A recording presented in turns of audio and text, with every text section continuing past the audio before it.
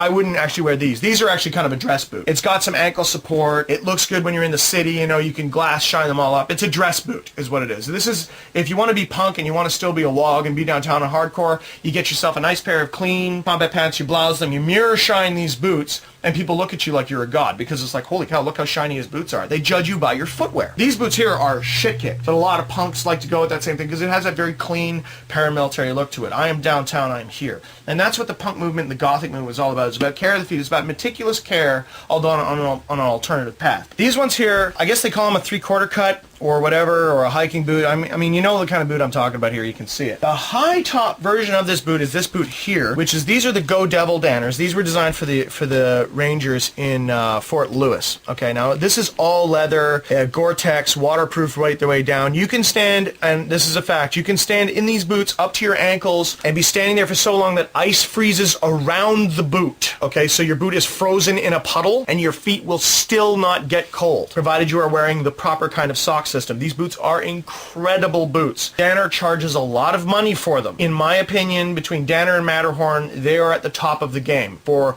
who makes the best footwear that I am personally aware of. I don't know of any European, but in North America, it is Danner and Matterhorn. And the cheaper version of those are the high-techs. I own a set of Group 4 Danners. Now, these are designed for law enforcement, things like that. The inside of the boot is pretty much maintenance-free. It's all, try to keep it clean and stuff. It's hard to keep this clean. Danners ship with an insert for orthopedic support. I will say this now, I do not have enough money to go get orthopedic insoles.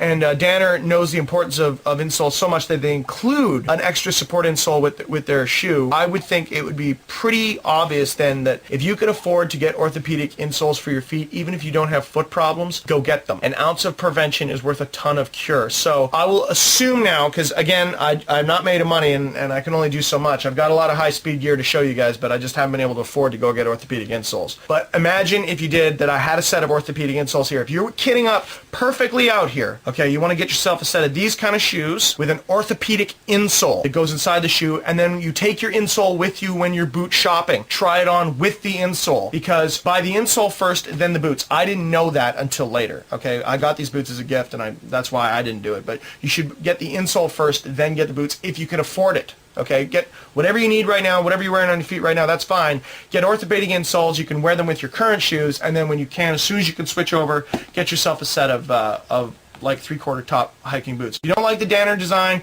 look at the capabilities, find another company that meets that same criteria for you. Okay, but I would definitely recommend that the criteria that these boots have, what they do, make sure your footwear does it. Why did I go with this over the full size? This one here is breathable. It's got fabric on the sides. This one here is leather. As you can see, the leather one wears pretty good. I mean, these boots here have been through hell. There's some wear on the insoles, stuff like that. So the boot wears pretty good. This one here, I went with purposely flat soles because it eliminates tracks when you're walking through the bush. If you have flat soles on your foot, it's very hard to leave more of an imprint because people can follow you, judge by your boot print where your boots were made, and chances are where you're going. People judge you by your footwear. Remember that. So with a flat sole, you lose some traction. Actually, well, you lose all traction, and it's difficult because if you don't wearing your boots correctly, you will lose your footing. But if you have your boots laced on properly and tightly, you can feel the earth through your boot without having the traction in there. Now that's purely a personal standard, okay? That's not saying everyone should do that. Like my buddy here, this is your classic combat traction here, grips the sole. You've got your centerpiece here. These original combat boot designs were actually designed to tear flesh, is a rumor I've heard. From the very first combat boot treads that ever came out, they were actually designed to grab people's faces and twist them and tear them. I don't know how true that is. That's the urban legend that went in around the army circles when I was there.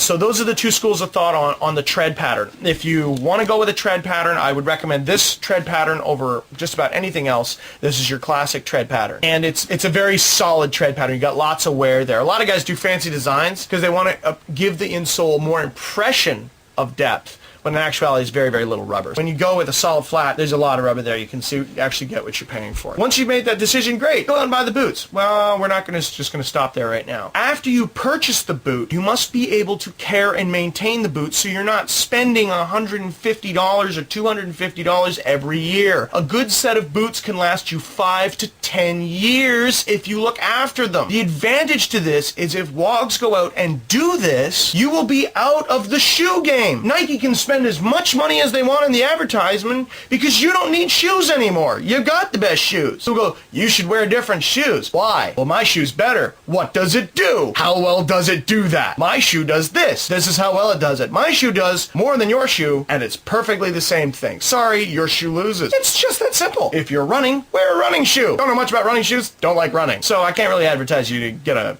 good fucking running shoe, but I do know a lot about day-to-day life and being a wog, so that's how I have come to that decision. Yeah, you gotta bear in mind, we run into like 6 or 7 people down here, right? Yeah. We run into 6 and 7 people down here during the middle of the afternoon on a Sunday, when people go walking. When people don't go walking, like during the week, that place is empty. Nobody goes there. Oh, really? Yeah. Just on the weekends, people passing because by. people will take the long treks, and the rich people who want to go where no one else goes. But during the week, nobody comes down there, especially not at dawn. Who the hell gets up at dawn? Nobody. What kind of a god-awful asshole would drag himself out of bed at dawn? Nobody. When the sun comes up? Why the hell would you wake up when the sun comes up? No, you have to sleep, so you go to work at these hours, so we isolate you from nature. No. Don't get up at dawn.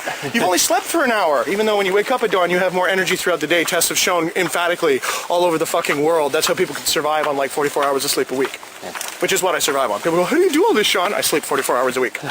I heard he sleeps 1 hour a week. No, I don't sleep 1 hour a week, but I do choose how I sleep, and I sleep 44 hours, and there's a reason for that, which I'll be teaching you how to do. And you can accomplish fucking anything. The power of will. I certainly would like to sleep less. Oh, 44 hours, that's all you need, but you have to... The trick to sleeping less is mastering what you do in your waking time. Yeah. You have a certain amount of energy. It's a total fitness solution, right? People go, be in shape, buy my product. I'm going to teach you how to be in shape without buying any product. I'm going to show you how to exercise, eat right, do everything for free. Why? Because nobody fucking knows. And I do. So, that's what we're doing.